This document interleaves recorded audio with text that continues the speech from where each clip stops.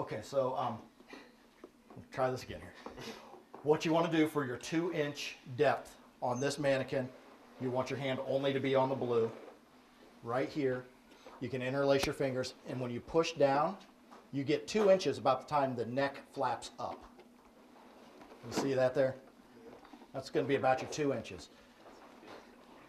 When the head tilts down or no? Right here. Oh, okay.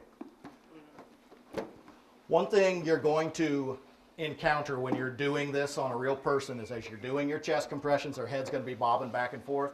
So each time that you go from compression to breath, you're going to do that head tilt chin lift. Other thing you're going to worry about, or not worry about, but you need to know is ribs will break, ribs will crack. Just keep going. You have to look for obstructions in their mouth, or is that part of it too? It is if when you go to give your breath, if it doesn't go in, then you're going to know, so you're going to be looking in the mouth. Or the other thing we're going to cover in a minute is where we were doing our conscious choker a little bit ago. You've got him, he's up here, he's choking, he turns blue, goes to the ground. First thing you would do is give a breath. Doesn't go in, then you're looking in the mouth. If you just find him on the ground, you do compressions and then your breath. So it'd be a little bit different. But yeah, you're going in to that depth. You're going to do 30 compressions and then 2 breaths. You're going to do 30 compressions and 2 breaths 5 times, and you're going to do 30 compressions and 2 breaths 5 times in 2 minutes. Does that all make sense? So in the span of 2 minutes, you should be 1, 2, 3, 4, 5, 6, 7, 8, 9, 10, 11, 12, 13, 14, 15, 16, 17, 18, 19, 20, 21, 22, 23, 24, 25, 26, 27, 28, 29, 30. Head tilt chin lift, 2 breaths. I do that 5 times in 2 minutes. Do we plug the nostril? You will, yep. If you blow into the mouth without plugging the nostrils, you'll probably feel a little bit of breath coming out of the nose onto your cheek. Should remind you to plug those.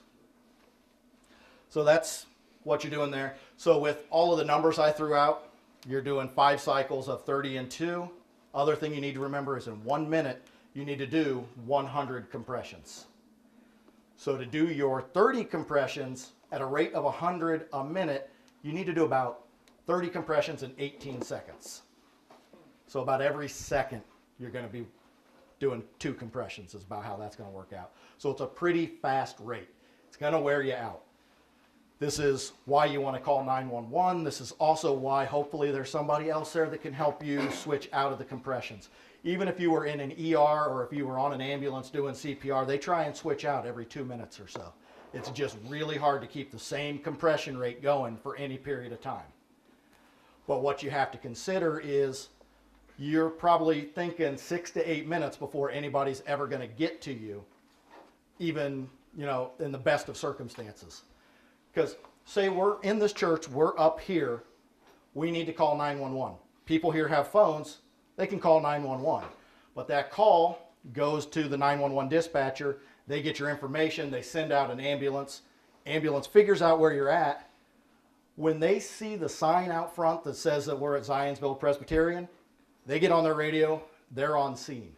They have to be on scene in about 4 minutes. Yeah, they're pulling into the parking lot and technically they're on scene. They got to park the truck, get their equipment, and they've got to run up a flight of stairs to figure out where you're at.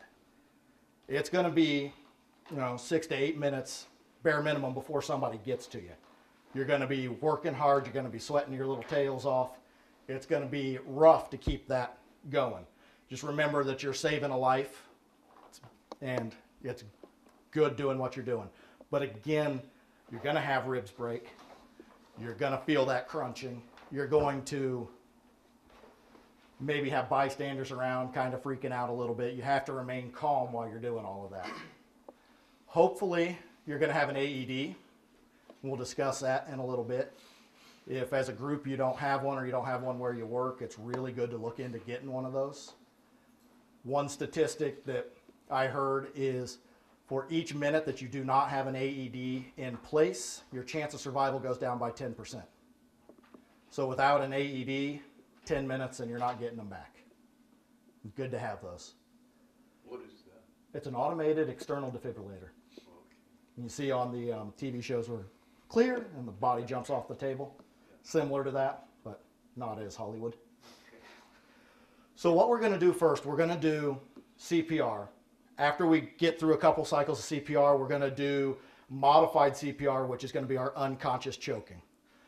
Then we'll get into the AED portion of it. So I want you to, we remember our 3 C's? Check, call, care. Care. Yep. So I want you to step away from your victim. If you don't maintain the rhythm, is it still beneficial? I mean, if you... It is a little bit, but not as much. They liken it now to you know those old water pumps where you sit there and you pump and it gets that pressure? If you let off of the pump, you don't have as much pressure. So you slow down, you know, your pressure, it's not backing up anymore. That's why they're saying the compressions are so important. So we're talking about scene safety. If you walk into a room and there's 12 blue bodies on the floor, is that a safe scene? No. You would turn around and run. So what you're going to pretend is it's just you and just your victim. You're coming into the room, you're finding your blue person on the floor, you're going to do your check, call, care, except this time we're not doing the recovery position, we're going to go into the CPR. I mean, if you come onto a scene where there's multiple victims, it's better not to do any of them? Absolutely. If you don't feel that that scene is safe. What if you feel like room and it's nothing but unconscious people? You don't know if it's like gas or Mm-hmm. I see what you're saying. You don't necessarily know if it is safe because it could be a poisonous gas situation or... But let's say we see 2 people get hit in the head simultaneously and knocked out by it. Or like an automobile or a bus. That would probably be a safe scene.